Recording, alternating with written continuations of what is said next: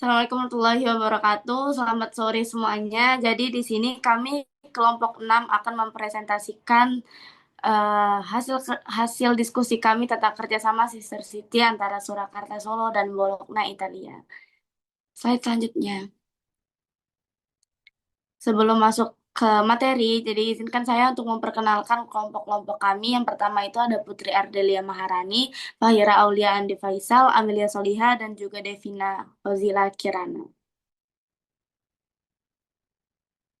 Baiklah, langsung saja ke latar belakangnya. Jadi, dalam hubungan internasional kontemporer, diplomasi itu tidak lagi hanya dilakukan oleh pemerintahan pusat saja. Ada sebuah konsep yang disebut para diplomasi, di mana pemerintahan daerah seperti kota dan provinsi itu secara aktif menjalin kerjasama internasional untuk kepentingan pembangunan daerahnya. Konsep tersebut, uh, instrumennya yang paling efektif adalah Sister City. Lalu, mengapa Sister City ini relevan untuk kota Solo? Solo itu adalah sebagai kota dengan ekonomi kreatif, dengan pertumbuhan ekonomi yang mencapai 5,61% pada 2024. Hal ini menunjukkan adanya daya saing di kota Solo tersebut. Dengan kekuatannya di sektor batik, kerajinan, dan juga yang paling terbaru adalah gastrodiplomasi melalui festival kuliner seperti SICF, Solo itu sudah memiliki fondasi yang kuat untuk go internasional. Oleh karena itu, kami mengajukan proposal Solo itu perlu menjalankan sister city dengan Bologna, Italia. Bologna itu adalah sebuah kota strategis. Kota ini adalah pusat industri teknologi pangan. Dan juga otomotif seperti Ducati serta desain di Eropa. Selain itu, Bologna juga diberi julukan The Real Food Capital of Italy. Apabila Solo dan juga Bologna ini melakukan sister city, maka mereka akan mendapatkan manfaat. Untuk Solo, dia akan membuka akses pasar ke Eropa dengan ekspor produk batik dan kerajinan tangan, serta ahli teknologi di bidang pengelolaan makanan. Dan bagi Bologna, hal ini akan membuka gerbang ke pasar Asia Tenggara dan promosi produk-produk unggulannya. Konsep Sister City ini bukan hanya teori saja, namun kita dapat melihat keberhasilannya dari kemitraan Sister City Yogyakarta dan juga Kyoto yang telah berjalan sudah sampai 40 tahun.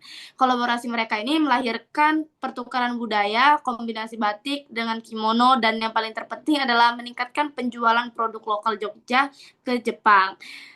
Jadi Sister City antara Bologna dan juga Solo adalah langkah strategis dan visioner untuk mendorong pembangunan ekonomi, mempromosikan budaya, dan menempatkan Solo sebagai aktor di kancah internasional.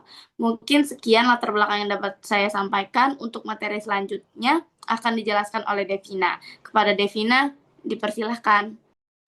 Baik, terima kasih moderator. Di sini saya akan menjelaskan profil mitra. Jadi, jika kita mencari mitra kolaborasi yang ideal, maka Solo dan Bologna adalah pasangan yang sempurna. Mengapa? Karena keduanya memiliki keunggulan komparatif yang saling melengkapi. Kota Surakarta atau Solo dikenal sebagai the spirit of Java dengan kekuatan utama pada industri batik dan warisan kuliner tradisionalnya. Terus, ini adalah pusat kebudayaan Jawa dengan dua keraton yang masih aktif. Lalu kota ini adalah rumah bagi industri batik yang telah diakui oleh UNESCO, dan kekayaan kuliner tradisional seperti nasi liwet dan tengklengnya. Nah, lalu di sisi lain ada kota Bologna yang dijuluki La Dota yang artinya terbelajar dan La Grazia yang artinya gemuk, yang menggambarkan posisinya sebagai pusat pendidikan tertua dan ibu kota kuliner Italia. Nah, di sini titik keselarasan strategis yang terletak pada keduanya, di mana pertama budaya bertemu pengetahuan, di mana Spirit of Java bertemu dengan Ladota. Lalu ada craftsmanship bertemu inovasi, di mana keahlian batiknya Solo bersinergi dengan keunggulan kuliner dan desain Bologna. Nah, mereka berdua ini memiliki kesamaan yaitu sama-sama menjadikan warisan sebagai soft power-nya.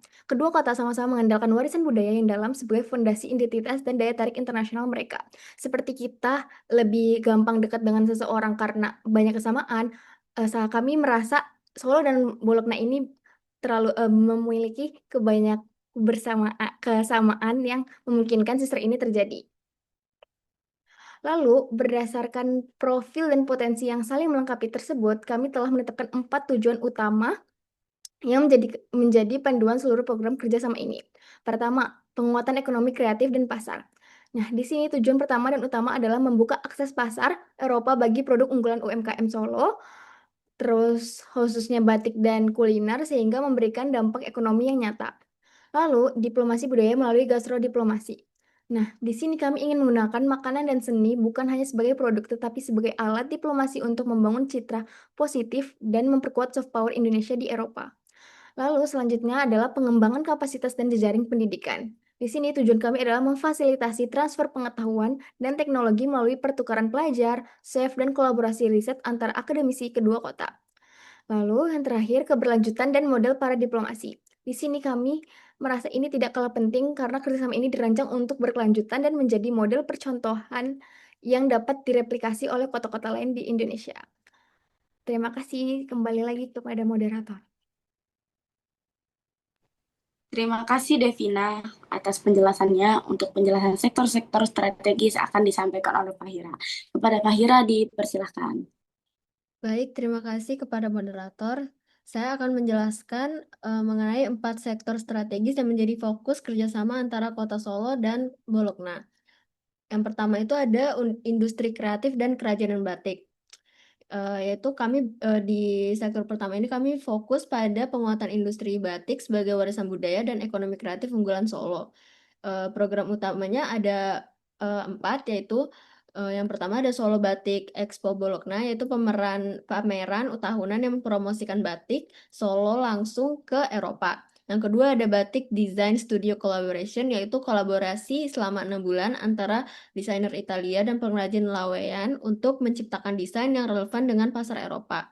Yang ketiga ada integrasi e-commerce, yaitu memasukkan katalog batik ke platform belanja online Italia seperti Yux dan Zalando. Yang terakhir itu ada workshop sertifikasi batik, yaitu melatih 50 UMKM untuk memenuhi standar Uni Eropa seperti RIES dan Oecotex. Yang kedua ada gastrodiplomasi dan kuliner. Di sektor kedua ini kami memanfaatkan kuliner sebagai alat diplomasi budaya. Program-programnya yaitu ada Solo Bologna Culinary Festival, yaitu festival kuliner yang diadakan bergantian di kedua kota. Selanjutnya ada Chef and Culinary Student Exchange, yaitu pertukaran 10 mahasiswa per tahun untuk magang di restoran dan sekolah kuliner di Bologna. Lalu ada Rumah Rasa Solo Bologna, yaitu pusat promosi yang berfungsi sebagai tempat cooking class, pameran produk, dan pusat kebudayaan. Yang terakhir ada workshop jamu dan keamanan pangan, yaitu pelatihan HACCP bagi 40 UMKM kuliner Solo. Nah, apa itu HACCP? Yaitu Sistem Keamanan Pangan Internasional yang digunakan untuk mengidentifikasi, mengevaluasi, dan mengendalikan bahaya dalam proses produksi makanan. Nah, selanjutnya itu ada pariwisata budaya. Jadi kami juga ingin mengembangkan pariwisata budaya yang mengintegrasikan kekayaan batik dan kuliner.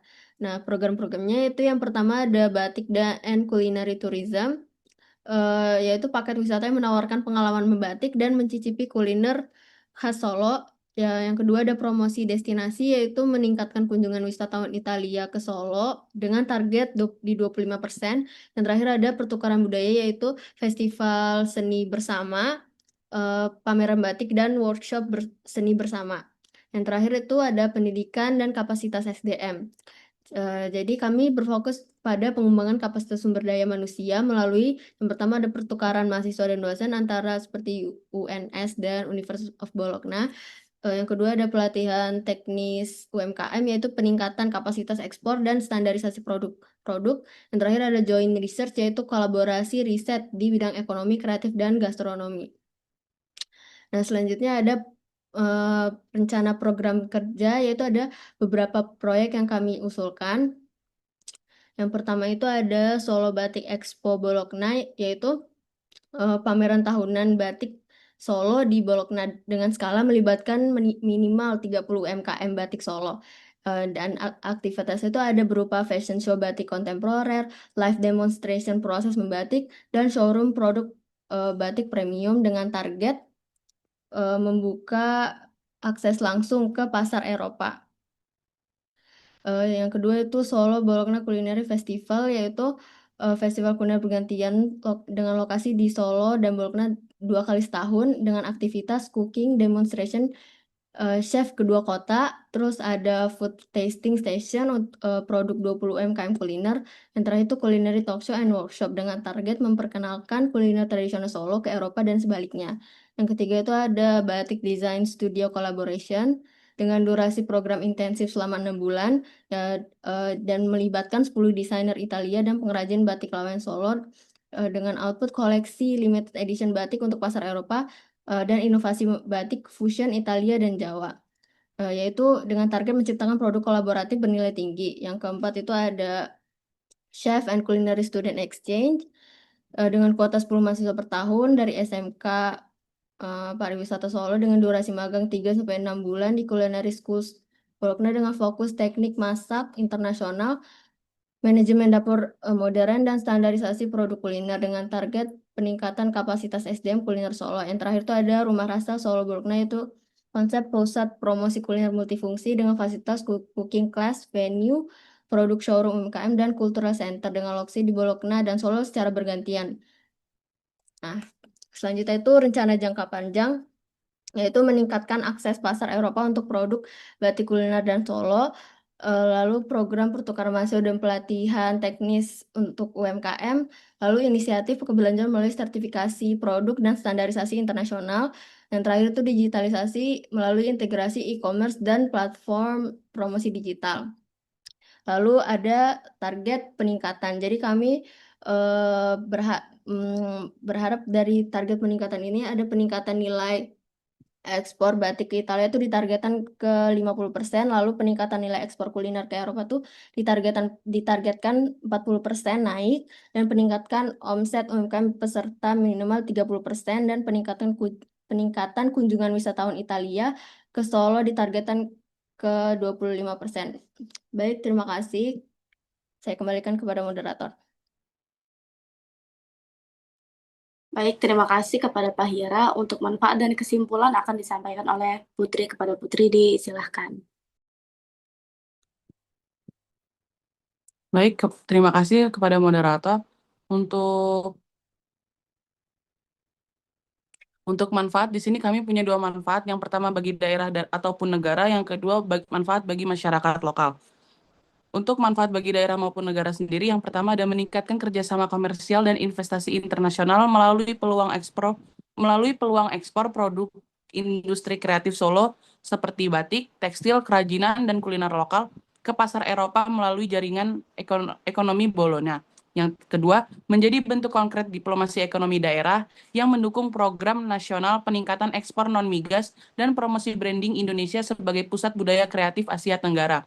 Untuk manfaat bagi masyarakat lokal, yang pertama adalah menciptakan kesempatan bagi tenaga muda kreatif Solo untuk berpartisipasi dalam program pertukaran dan magang industri kreatif di Italia dalam bidang desain, kuliner, dan manajemen event. Yang kedua, memberikan multiplier effect ke ekonomi lokal berupa peningkatan lapangan kerja, promosi produk khas daerah, serta transfer pengetahuan dan teknologi dari mitra Italia. Kesimpulannya, dapat disimpulkan bahwa kerjasama para diplomasi antara Kota Surakarta dan Kota Bologna memiliki landasan urgensi dan potensi nilai tambah yang signifikan, yang berakar pada konvergensi kekuatan komparatif kedua kota. Kolaborasi yang berfokus pada industri kreatif dan gastrodiplomasi ini tidak hanya menjadi instrumen strategis untuk mengakselerasi pembangunan ekonomi lokal Solo, tetapi juga berfungsi sebagai medium konstruksi citra dan soft power Indonesia, sekaligus dapat menjadi model percontohan para diplomasi berbasis sektoral yang efektif dan berkelanjutan bagi kota-kota lain di Indonesia.